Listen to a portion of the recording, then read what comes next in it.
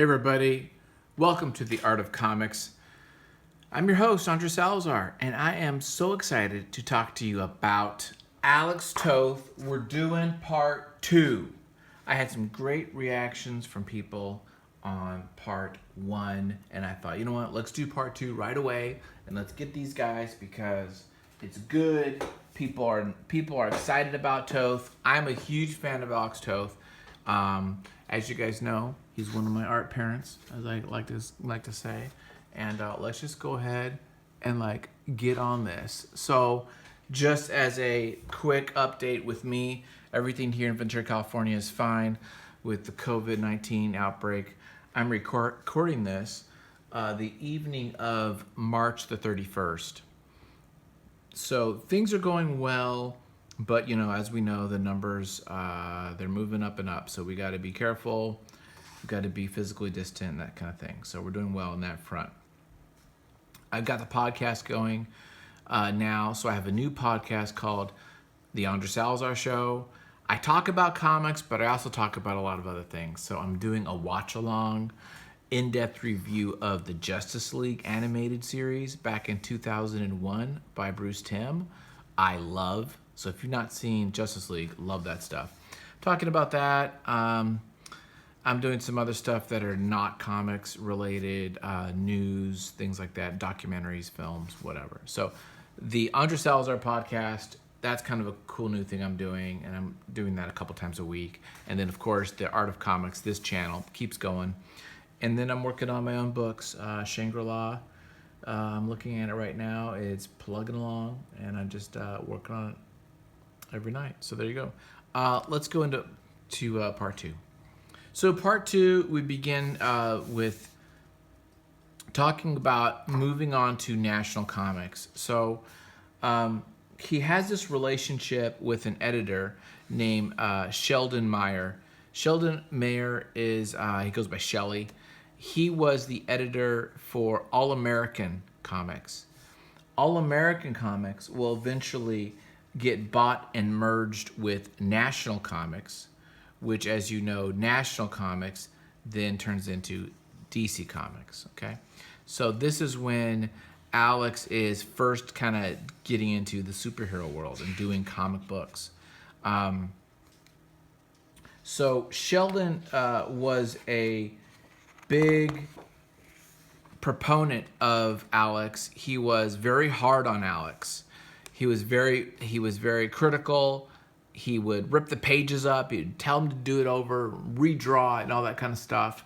But it didn't destroy his spirits. He took that criticism, he took that harshness, and he found the lessons in that to be better. And so, people give Alex a lot of guff for being this curmudgeon and really tough guy. Well, it's because he had these Hungarian immigrant parents who were tough, and he had these editors and these mentors who were not pussyfooting around.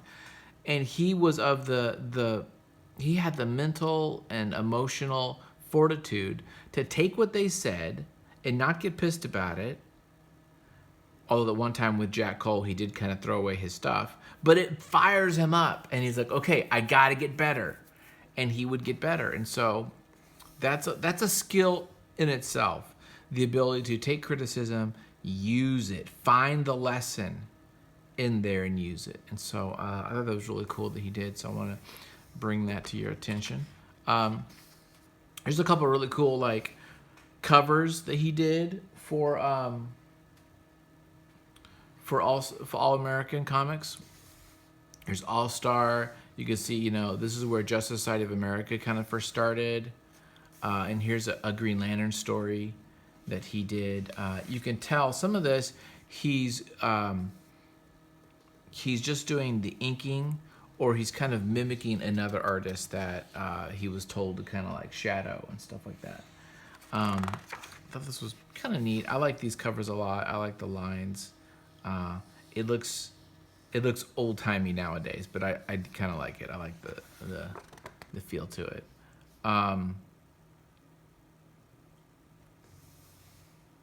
It's kind of a neat these little things he did. He did some Oh yeah, here's like talking about that collaboration with Shelley Meyer. Shelley Meyer was an editor. He really wanted to be a creator, really wanted to be a writer. And later on, he does wind up leaving National Comics to just go into his own writing. This is kind of a neat cover. It's kind of a neat idea, this thing here. And I actually like the positioning of the leg and stuff, and the dog. It's kind of a neat Alex Toth. I'd like to get a copy of all these old Alex Toth like superhero stuff from National. I think that would be like really neat, really cool.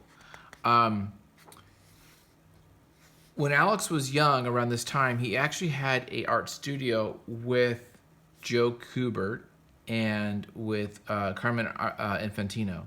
So Carmine Infantino and Joe Kubert, and I didn't know that Joe Kubert was a professional at the age of 12.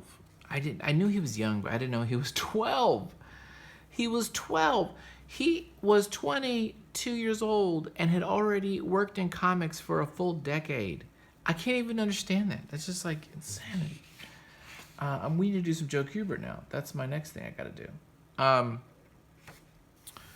I like this. This reminds me of, this is total Toth here. This is Alex Toth right here. This face, like totally stuff, the classic stuff that he did. Looks just like it.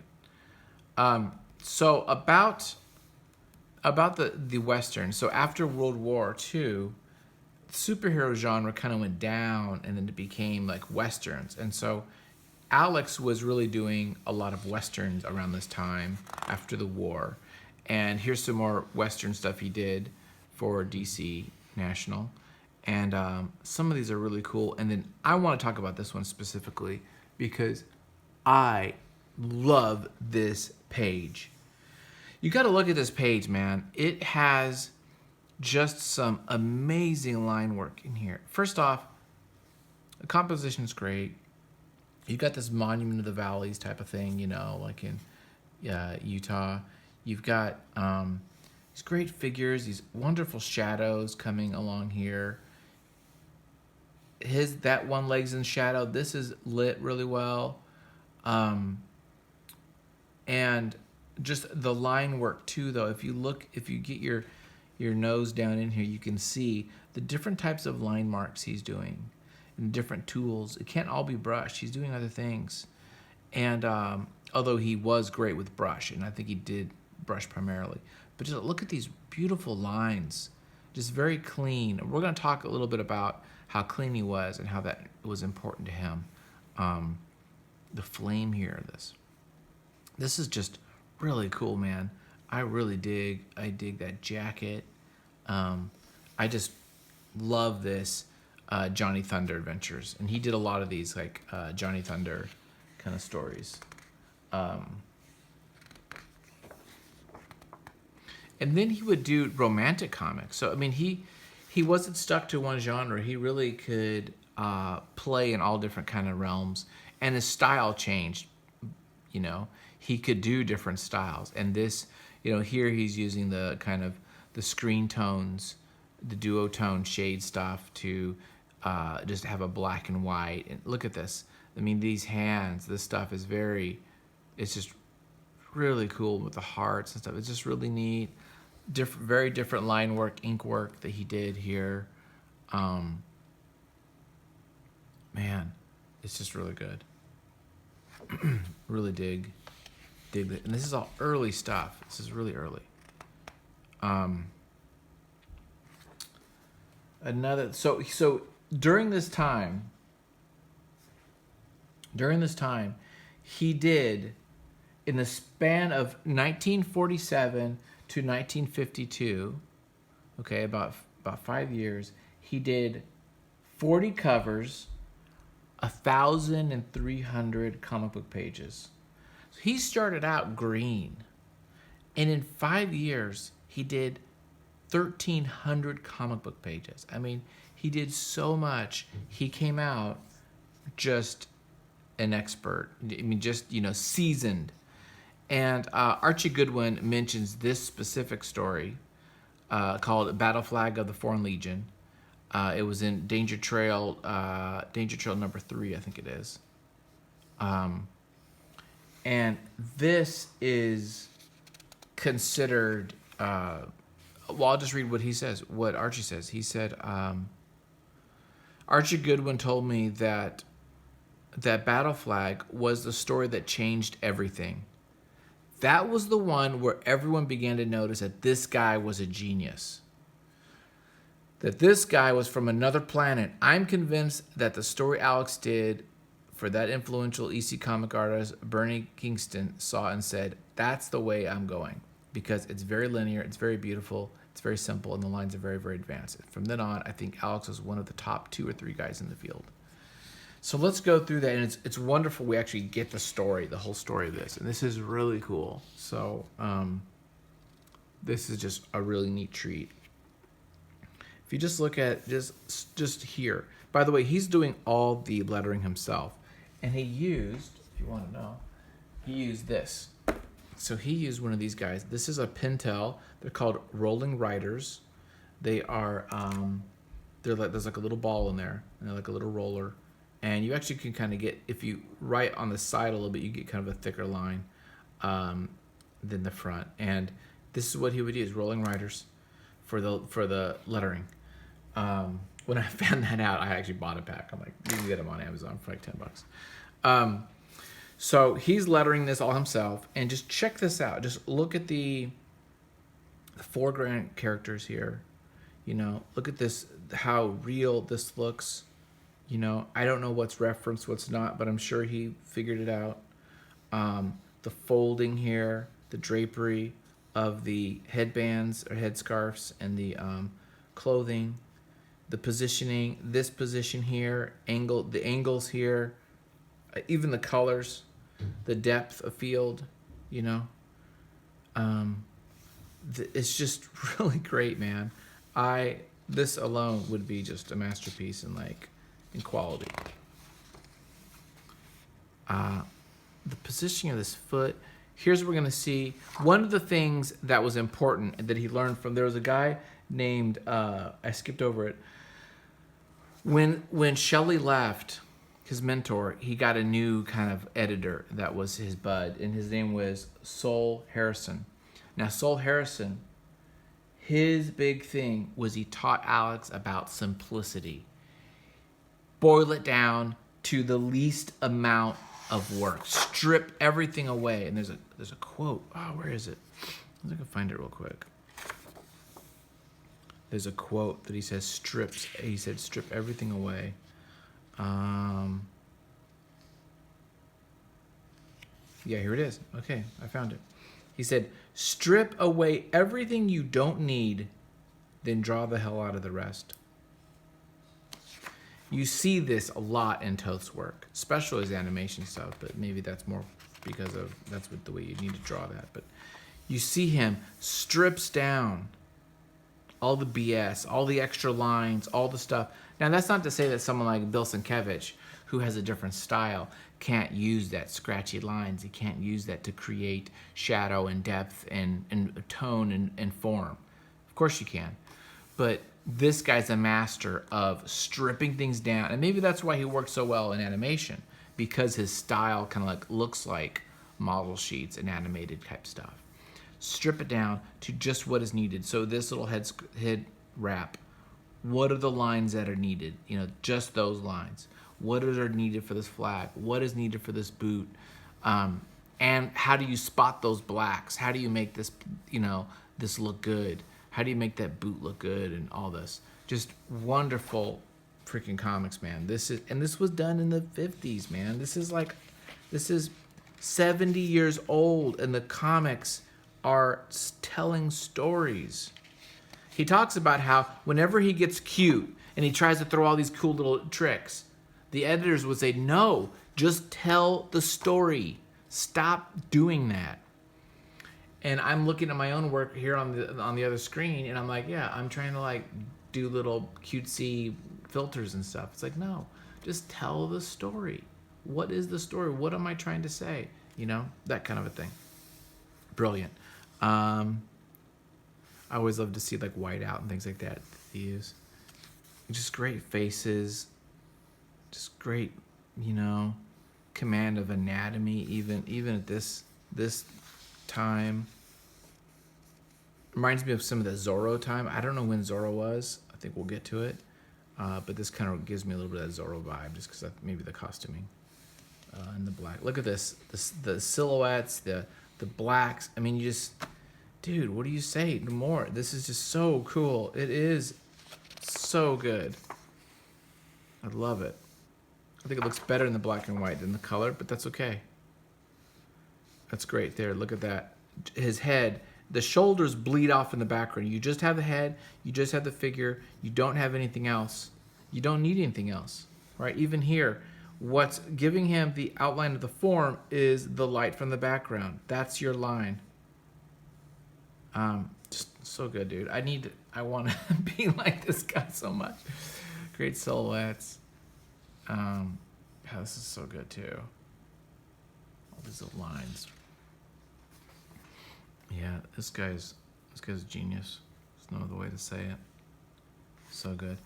And we talk about that. This kind of changed the game, and because of that, all these other people started kind of trying to mimic it and be similar to it, and they just weren't able to do it. They just didn't have chops. Okay, I'm gonna do one more for this episode. He winds up wanting, Alex did comics. Okay, we talked about it. He was working for National until 50, what did we say? 52. He really wanted to do strips. Strips were where the money was. Strips were kind of the high profile thing. It was constant work. He wanted to do strips, right? You got Knief that's doing it. You've got, with No Sickles, you've got like Prince Valiant, of course, all these guys. He wanted to do strips. So he winds up working, he winds up getting a gig working for a strip, moves out to San Jose, moves out to San Jose, California, marries a woman, Francesca, Italian. There's not much info on that relationship. He gets married, moves out to California, works on the strip, and he's kind of ghosting the main creator. So he's just kind of doing it in the creator's style, and you can kind of see some of that, this other style. This is not Toth's style. It's a little different, but he went there to LA. This only lasted for a few weeks. The relationship didn't work. The editors weren't happy with when he was... The guy he was ghosting for said, "Hey, Alex, go ahead and just do it in your own style." He did that, despite his feelings that the editors wouldn't like it. He was correct. The editors did not like Toth's style. They wanted to do it the other style, and there was conflict. The relationship dissolved, so that he moved back to the state, back to the East Coast, but not to New York. He moved to Connecticut. So him and his wife are now in Connecticut doing freelancing work. Well, some of the freelancing work they start doing is with EC Comics. So now we're starting to get into the kind of EC Comics world where Alex starts doing that work. This is great, by the way. I love this, like alien coming out of the painting. So that was a bust. He's freelancing for DC still. He starts working for EC Comics, and here's a great story we're going to end off this episode with. Strange Avengers, number 18. Girl in the Golden Flower. Beautiful work. Again, really clean.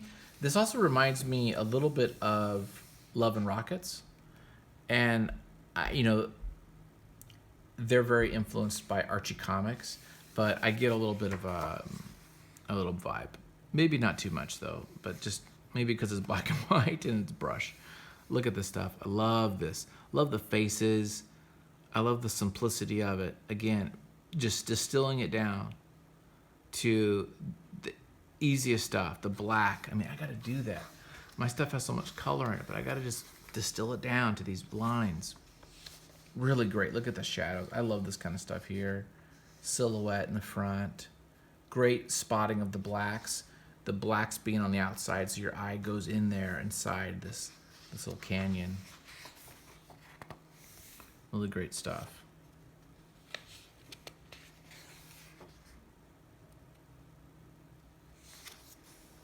I like his rocks and all those kind of textures he puts on the things. There's another story he did called Thunderjet, and this is freaking awesome. This is one of my favorite stuff. 1952, man. Look at this. He's using screen tone, which I love. Look at the lettering, how just bold it is, and I mean, this looks like the stuff he's gonna do years in the future here with the animation. This is just great. I love the silhouette of this foot and the pant leg, you know, and the technical stuff, the technical drawing, all that kind of gear. So love that. He was a master at this stuff. The explosions are so cool. It also reminds me a lot of Cannon, a little bit of like Wally Wood Cannon. I get a little bit of that vibe too, which was I think around this time too. Look at that. I love the techie drawing stuff. It's just, he drew the hell out of stuff, you know? It's like, you still down, look at these, the way he spotted these blacks on this panel here. You got it coming up to the smoke, but it's not all just black, you know? He's putting in the whites.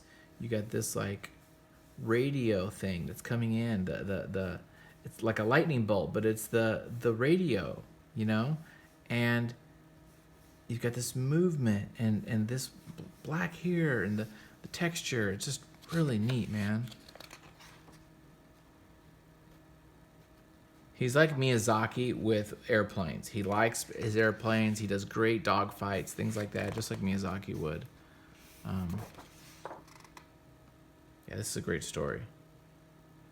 Great angles here. I mean, these are just really great angles, and I don't know where he's getting some of this reference stuff, because this was before Top Gun, you know what I mean? This was like, he's looking in magazines, looking in stuff. Yeah, face. There you go. It's a Toth man with that hair. There you go. So we're gonna end there for part 2. Thanks you guys so much for watching. We're gonna be doing the rest of them. This probably will be over 10 episodes, I can imagine. It's gonna be a lot. Thanks a lot for watching. I appreciate it. Check out that podcast, Salazar Show, my Patreon, all that kind of stuff. And thanks a lot.